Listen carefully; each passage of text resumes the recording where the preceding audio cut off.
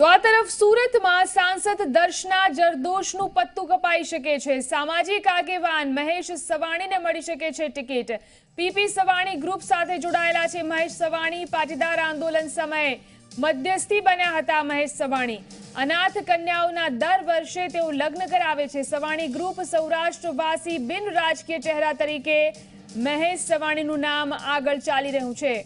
તો દર્શના જરદોશનું પત્તું કપાઈ શકે છે। સામાજિક આગેવાન મહેશ સવાણીને ટિકિટ મળી શકે છે। સુરતથી આ સમાચાર મહત્વના સામે આવી રહ્યા છે।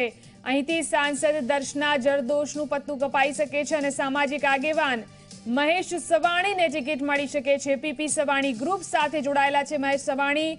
પાટીદાર આંદોલન સમયે મધ્યસ્થી તરીકે તેમને કામ કર્યું છે। અનાથ કન્યાઓના દર વર્ષે તેઓ લગ્ન કરાવે છે અને સૌરાષ્ટ્રવાસી બિન રાજકીય ચહેરા તરીકે પણ મહેશ સવાણીનું નામ ચર્ચાઈ રહ્યું છે।